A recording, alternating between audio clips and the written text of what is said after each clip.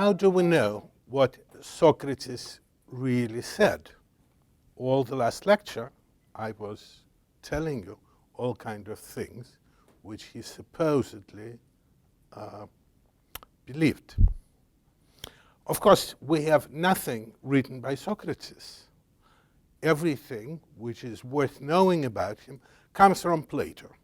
Couple of silly stories from Xenophon, I told you one, but the actual image of Socrates which we have comes from the work of Plato. And of course, in 19th century, people started this quest for the historical Socrates. What did Socrates really say?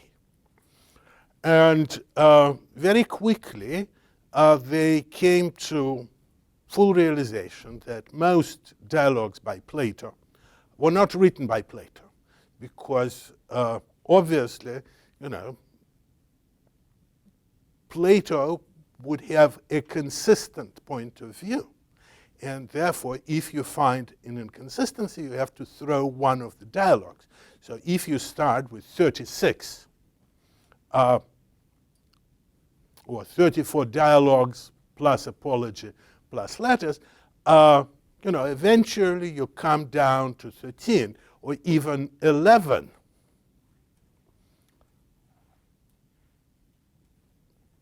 Unfortunately, people couldn't even agree which of the dialogues were Platonic.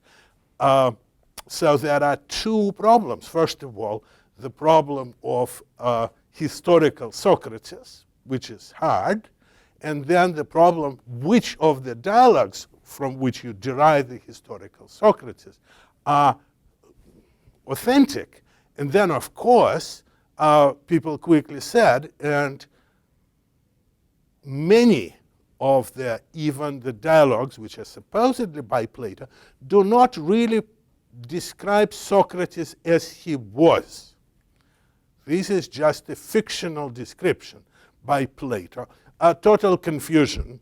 It got a little better by the end of the 20th century. People started saying, well, maybe we should abandon the quest for historical Socrates and just read the books.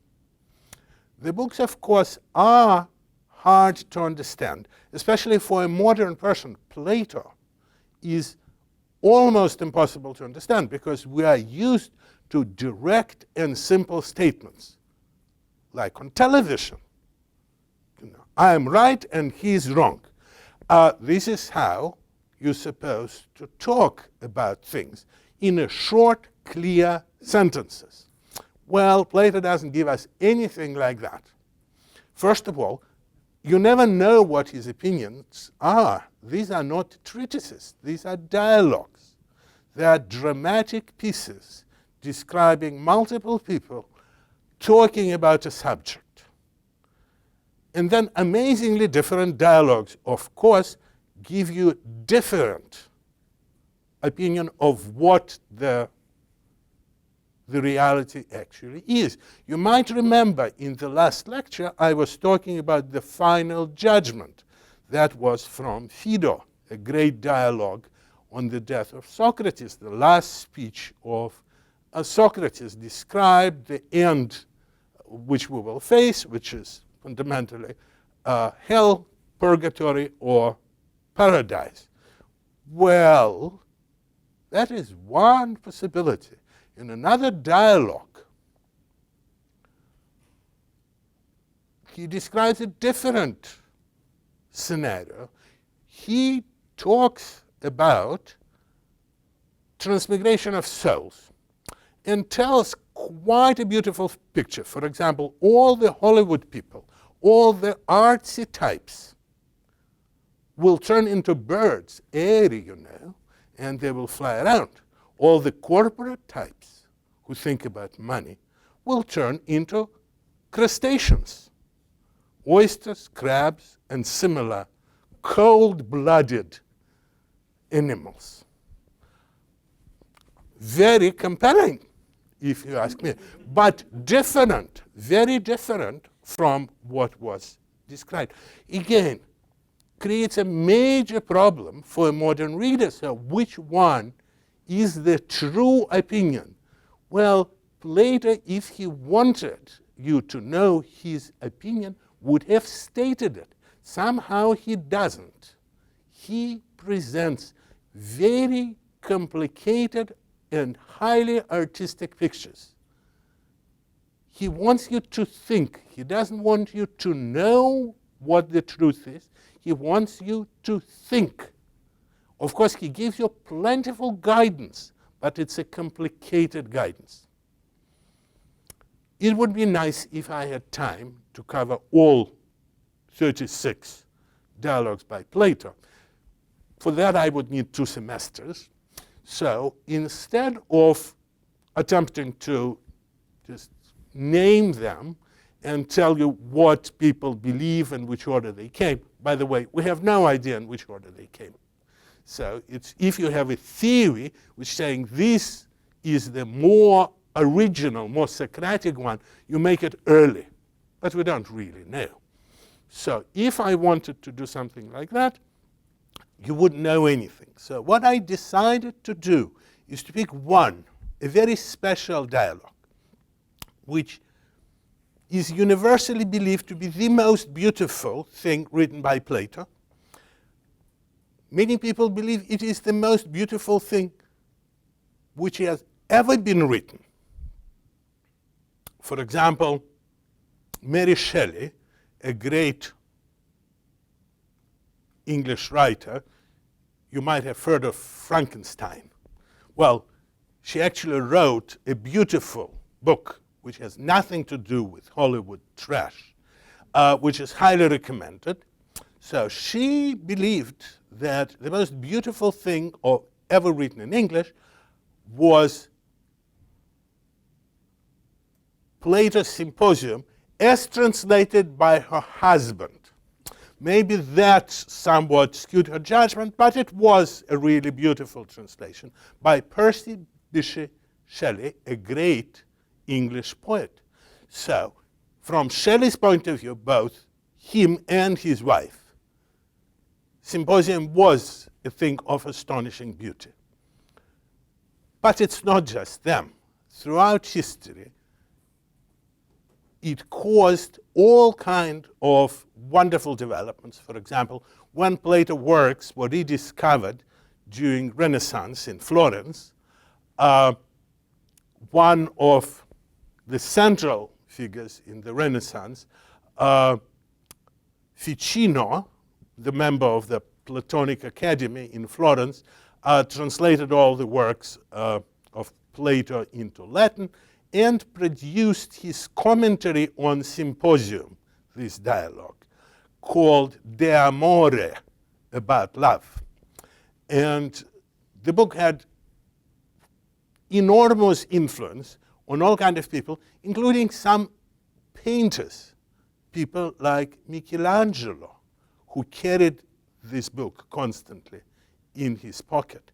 When we look at Renaissance pictures, when we look at, say, Botticelli's The Birth of Venus, the heavenly Aphrodite, it cannot be understood or appreciated unless you know the Symposium.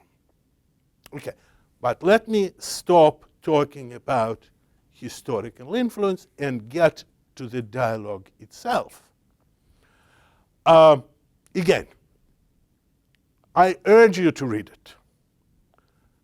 It is indeed a thing of astonishing beauty, plus it is relatively short, 60 pages, so most of you should be able, with great effort, to read it. There are many translations, all beautiful. For example, Shelley's translation, of course, is a masterpiece. I highly recommend one. This is translation by Reginald Allen, which is published by Yale University Press. It also contains a good commentary. Again, Plato is hard for a modern reader. A commentary helps. You know my opinion that read the primary sources, ignore the commentaries. I do recommend this edition, which contains a concise commentary. I mean, only 120 pages of commentary for 60 pages of text. But much shorter than, say, great Stanley Rosen's commentary, which is, I believe, close to 500 pages for the same amount of text. Let us look at this dialogue. Again, the dialogue is created in a very special way. I mean, there are all kinds of indications right there in the artistic construction that you really don't quite know what is going on, because it is a description of a remarkable event, a symposium, which means a drinking party, which happened in Athens, probably the year, not probably, exactly. We could really know the year because Plato gives all kinds of markers that it happened in the year 416 BC. Some of you might remember that it is the year of Melian debate. Remember? Sort of Athens, its almighty naval empire. They are right at the point of launching a world-conquering expedition taking over Sicily, and at the head of the expedition is going to be a brilliant young general, Alcibiades, a friend of Socrates. So there is this party, 416, and there are all kinds of important people. At the end, as we shall see, Alcibiades appears totally drunk. If there is a depiction of a drunk ever in literature, which is compelling even to someone who has been drunk many times himself, that's the one there. He talks like a drunk, behaves like a drunk, gives a beautiful speech, which only a drunk could give. We shall see. So Alcibiades is there. Some really great literary figures are there. Aristophanes, the greatest comic poet of playwright the world ever known, is there. Agathon, a famous playwright. Sadly, we do not have any of his plays surviving, but supposedly a great playwright, at least according to Aristotle. And he just won the first prize. Remember, they had these competitions. And he organized this drinking party. Well, this is the second day drinking party. They have been drinking all day before, and they're really not in very good shape. We shall see it's very important for the dialogue. So it's taking place in 416, and there are other people whom I will introduce. But of course, the dialogue starts 15 years later, or maybe 16 years later, at around the year 400, a year before Socrates' death, when Apollodorus, a certain fellow, meets someone who asks him to tell him about this party. It became so famous that even 15 years ago, people are asking, what did happen? What did Alcibiades really say? What did people want to know. And he says that, well, I wasn't there, I was a little kid. Little kids were not allowed to participate in parties like that. So he wasn't there. But he knew someone, Aristodemus, the friend of Socrates, who was at that party. So what we hear is a narration by someone who knew someone who attended the party, who describes the species. So Plato always does that. So what do you know? What is it really what was said? Well, he intentionally constructs these two layers of indirection. So, okay, so that you know, it starts, we're going back to 416. Aristodemus meets Socrates, all sort of clean and nicely washed and wearing sandals, an unusual thing for Socrates, who would save his sandals only for weddings and funerals, for important occasions. So they start talking, and Socrates says, I'm going to attend this party which Agathon is throwing, the playwright, and come along. And they talk about whether it's all right to come to party uninvited.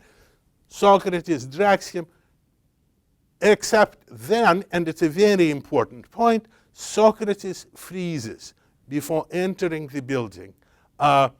Aristodemus continues and sort of says, oh, here I am with Socrates, but Socrates is nowhere to be found. He's having one of his contemplative states. He's standing there next to the entrance, in profound contemplation. It will take half of the dinner time before he comes. So in the meanwhile, the people who are present start complaining. They said, look, we have been drinking all day yesterday, and we really cannot handle it anymore. So, and they said, let's ask the real drinkers. Aristophanes is like a very experienced drinker, being a playwright and all of that. He could handle lots and lots of alcohol. And then he says, look, you know, I got totally loaded yesterday, so let's take it easy today. And then they come with a beautiful idea. The idea is that instead of really drinking heavily, they're going to give speeches about love. So what we're having is a bunch of drunk Greeks sort of giving speeches about love. That's what it is. This is directly what is described. Sort of they constantly talk about drinking. This is, and at the end, believe it or not, in spite of their firm resolution not to get drunk, they will get drunk. We shall see. I mean, it's so those of them who are more serious will escape, but most of them will be sleeping heavily after enormous consumption of alcohol.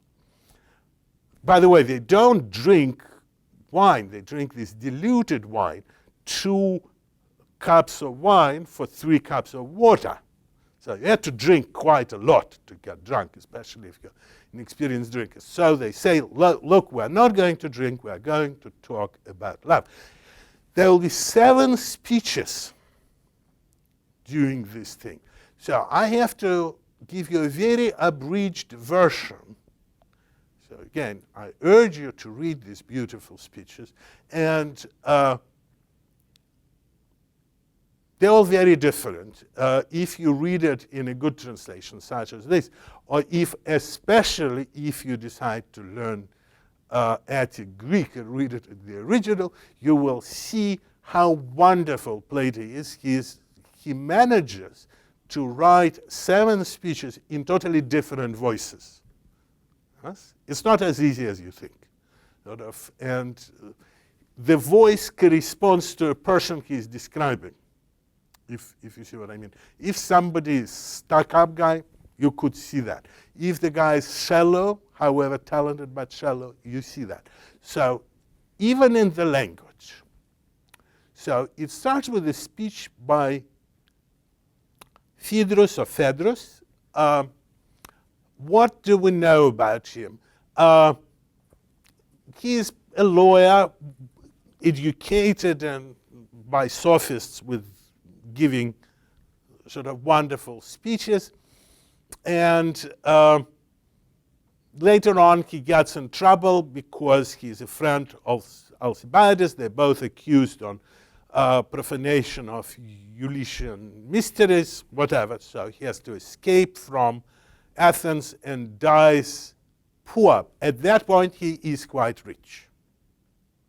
So he gives the speech about love, Eros, that's the god of love, and he says that Eros, of course, is the most ancient of gods. Only chaos is before him. And indeed, that's one of the traditions. As I told you, there are multiple paths through Greek mythology. This is one of these. It's the most ancient one, and it's the one which turns people into very brave and glorious beings. So that, he continues, a lover is willing to sacrifice his life for the beloved. He talks about Alcestis, a great figure. She was prepared, this woman, she was prepared to sacrifice her life for her husband. He talks about her glorious thing. He talks about Achilles. Remember Achilles, who died to revenge Patroclus. And there is a strange thing. Apparently, he says, he didn't die for his beloved. He died for his lover, which is a more glorious thing. Remember, lover, beloved. Lover is the one who loves. There is no homosexual stuff in Homer, but from the point of view of Phaedrus, there was. And he says, even we could imagine, hypothetically, if you create an army which will have both lover and beloved, this army will defeat anyone because they would be willing to die for each other.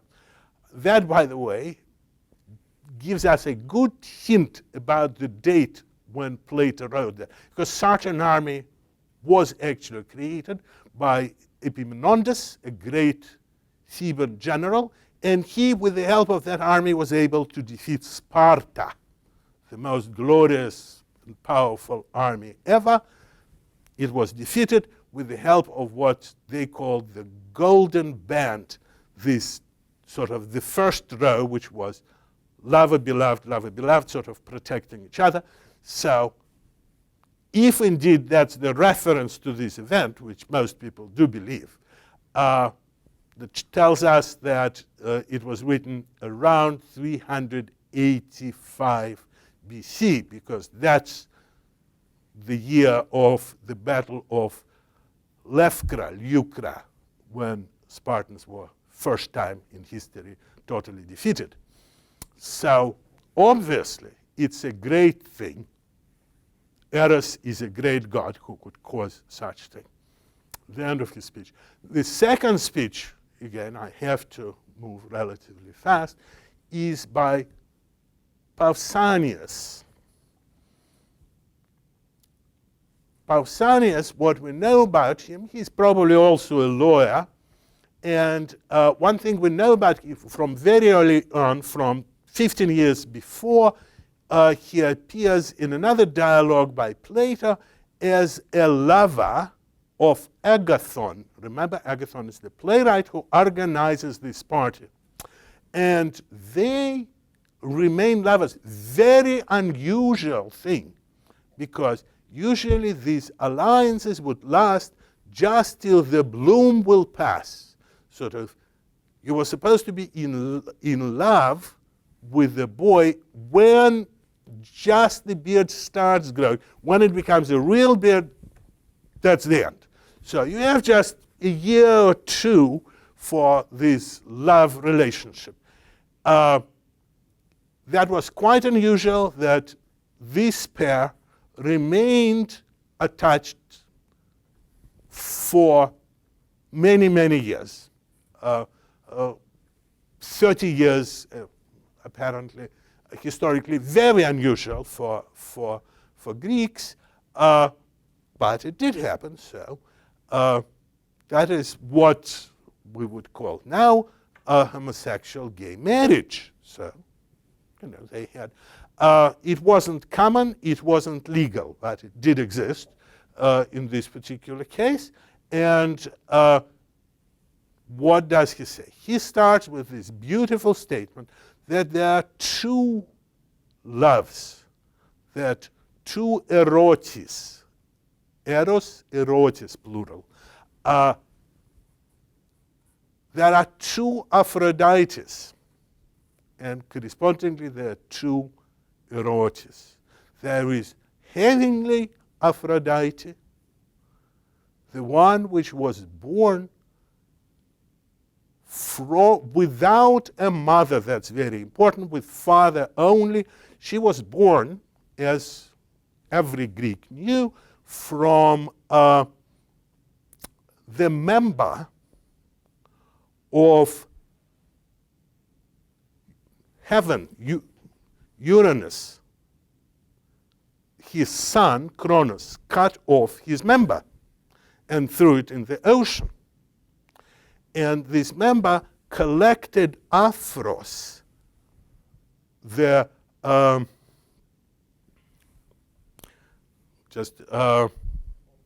foam, thank you. The foam, and from this foam collected around this member comes Aphrodite. So that's the heavenly Aphrodite, the one you see in the picture of Botticelli, The Birth of Venus. And then there is earthly Aphrodite, which was a daughter of Zeus, and nothing heavenly about her. And he says, therefore there are two loves. And first he talks about them and says one of them is heavenly, another one is earthly. And the earthly one is the one which causes the physical love for women. So that's totally not heavenly. Again, of course, Botticelli would disagree, and so would most Renaissance thinkers. So would, by the way, Plato. We shall see. He didn't really believe it. You have to listen to every speech they told from a particular point of view. So this is earthly love, dirty love, sweaty love, nothing to do with heaven. The heavenly love is only the love of boys. Yeah, boy is this young man who just beginning the sort of some hair just start appearing on his face. He's in bloom, as they say. That is heavenly love. And he gives this wonderful speech about when the boy should give in to the lover. And it is indeed a glorious thing to give in to the lover, not for money, that would be wrong. Not to get a position, that would be wrong. But to obtain wisdom. So, in some sense, the prostitution is all right as long as you are paid with wisdom, not with money. That's sort of a summary of what he says, but that's what he does say, that there are two loves, and one, the love of the boys, is the glorious one, the one which leads to the development of the mind, the one which leads us to heaven. That is the second story. At that point, it is the turn of Aristophanes to give a speech. But yes, there's a terrible attack of hiccups. These are the most important hiccups in the world literature. And there is this conversation between him and Eryximachus, who is a doctor, about how to stop hiccups. And, so he attempts to stop hiccups, and the doctor, Eryximachus, is going to give a speech, and he gives a speech which is a doctor's speech. Remember, doctors know that the most important thing is health.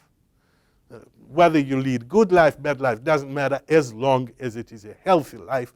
Therefore, he says, yes, love is very important, and the love is both good love and bad love is present in our bodies, and he explains that it's related to both sort of what you eat and what you excrete, and he goes into all kind of details describing how it all relates to love. It's hard to determine. There are arguments for the last 2,500 years. Is Plato making fun of idiotic doctors, or is he describing philosophical views of atomistic philosophers? We do not know. He's not very impressive, that I could tell you so. And then comes a great speech of Aristophanes, Hikapsagan, which many people confuse for the center of the dialogue. It is not. Of course, Aristophanes is a comic playwright, and he gives a remarkable speech, which is, very, very funny. And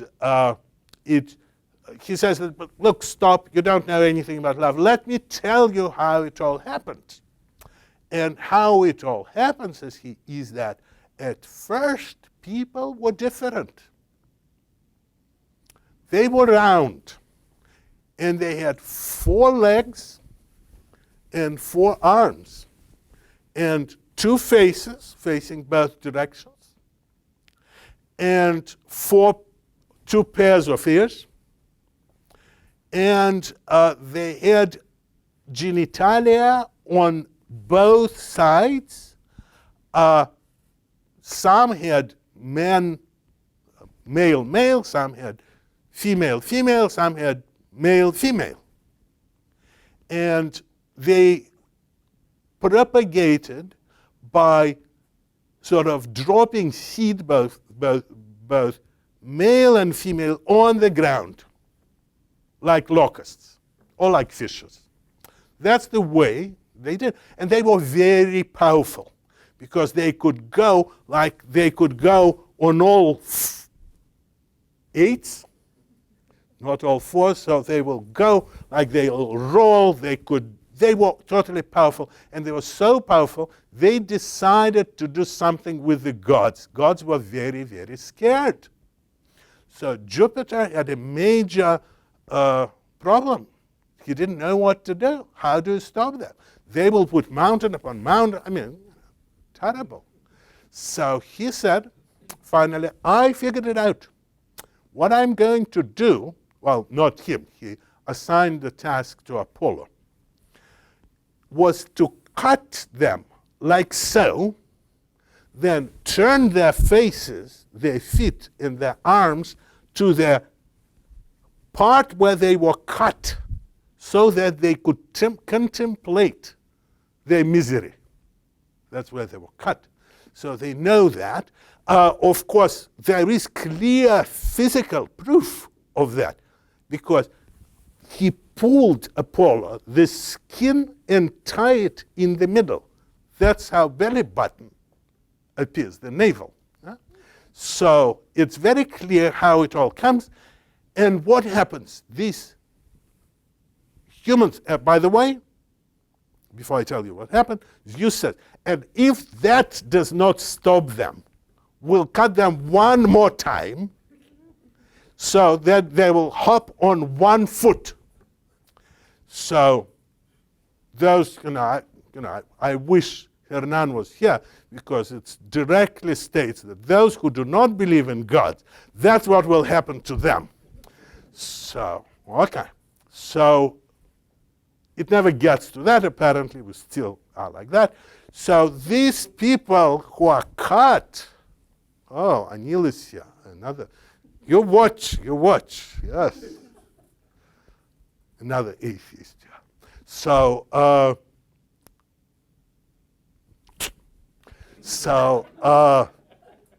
now, these pairs which are split, they run toward each other to the part which they lost and basically start dying because they want to become one, but there is no way they could become one. Zeus says, well, we don't want them to die because who will offer sacrifices? So what he does, he says, Apollo, turn their genitalia inwards so that they could sort of satisfy themselves and go and do their business, build roads, work in fulfillment centers, whatever they're supposed to be doing. And sort of that's how we are. But, continues Aristophanes, we keep looking for our lost half, each and every one. And if our half was, if we're from male thing, we will be looking for the male half. If male, female, they will be sort of, you understand. Female. He, of course, says that all the politicians come from male part. Those of you who actually read Aristophanes know that that's what he would say. He always tells that politicians are homosexual. And he doesn't like homosexuals. There is no love lost between him and them. He's a simple sort of supporter of family values, And that is the story which is in the middle, sort of. This is the fourth. And then after him comes Agathon, who gives a very beautiful speech, basically saying, no, Eros is not the oldest god. He's the youngest god. He's beautiful. He's full of charm. Everything he touches turns into, beautiful speech, devoid of meaning. It's an example of poetry. It's so much an example of poetry that at the end of this speech, the prose turns into poetry, and it's quite beautiful, no question about it. I don't have time, otherwise I would have read it, but I was planning to read it. But you will have to do it on your own. And here we come to the great speech of Socrates, who says, oh, well, yeah, Agathon, it's all very nice. It's a beautiful speech, except nothing you say is true. He said, I cannot match your speech. And here there is a remarkable thing. Socrates is lost for words. Nowhere else in the entire Platonic corpus he is lost for words. But here he says, no, I have no words. But let me tell you, I had a great teacher. Her name was Diotima. Here comes this woman, and some people say that she's an imaginary woman, but nowhere in Plato there are imaginary people. Everybody else he describes is a real person. I'm not saying that they say what they really said. That would be an impossibility, but he never uses imaginary people. But some people say that, oh no, but in her case, she's an imaginary. I do not know. Again, suddenly the woman comes in the middle of these drunken Greeks, and a very wise woman, sort of Socrates attributes all his wisdom to her. And her speech, this is sort of a dialogue between her and Socrates, where Socrates is this ignorant guy who she instructs. And he gives a beautiful speech about love, and very deep speech. So the essence of her speech is she starts with the totally strange for a Greek point that the purpose of love is procreation.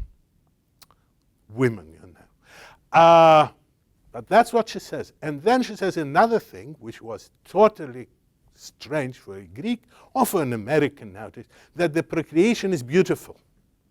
That producing children, it's actually the most beautiful thing in the physical world. That's what she says. I mean, it's not me. But, and I'm not a woman, but she does say that. And then she expands, it's a long speech, so I have to abbreviate, that in a similar way, this love of beautiful in terms of procreation becomes the love of beautiful for in the intellectual world, for people like Homer, for all the poets. They create in a similar way as women produce children. And then she says, in both cases, there is this striving for immortality, either to produce children, which will continue our lives, or to produce some great things, such as Iliad or STL, which will make us immortal. Now, but she is a very wise woman. She knows that this is fictional immortality. It's not the true immortality. So, in some sense, this still does not explain what great love, great eros is. And then she makes a very strange sort of development. How do you unify the sexual love between man and woman, which leads to the birth of children, and this love, and for her clearly an erotic love, which leads Homer to write Iliad? I'm not going to talk about STL here.